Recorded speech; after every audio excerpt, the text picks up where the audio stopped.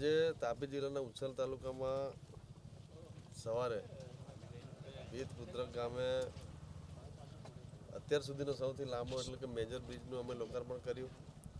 એ total 2 કરોડની રકમ હતી અને અત્યારે અમે અમારા તાલુકામાં ઉચ્છલ તાલુકામાં બળભુંજા ગામે રસ્તો અને 3 બોક્સ કલવટ એનું લોકાર્પણ કર્યું. વર્ષોથી આ વિસ્તારના અમારા જે આગેવાનો છે, સરપંચશ્રીઓ અને મહારાષ્ટ્રના લોકોની માગણી હતી કે આ રસ્તો સારો બની જાય અને જે ડૂબા પુલ હતા એ પણ ઊંચા બને એના માટેની માગણી હતી. અમે સરકારશ્રીમાં રજૂઆત કરી કે ટોટલ 2.70 કિમીનો રોડ બનાવવામાં આવ્યો. જે ડૂબા પુલ હતા એની જગ્યાએ બોક્સ કન્વર્ટ એ 3 બનાવવામાં આવ્યા.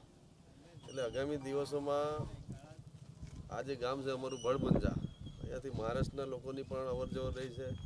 સોનગઢ તાલુકાના લોકો પણ આ રસ્તાનો ઉપયોગ કરે છે. એટલે આવનાર દિવસોમાં આ રસ્તો અને આ બોક્સ કન્વર્ટ બનવાથી 1 થી 2 કિલોમીટરનું જે અંતર એ પણ ઓછું થઈ જશે અને આ વિસ્તારના ખેડૂતોને, વેપારીઓને એના માટે ખૂબ ઉપયોગી બનશે.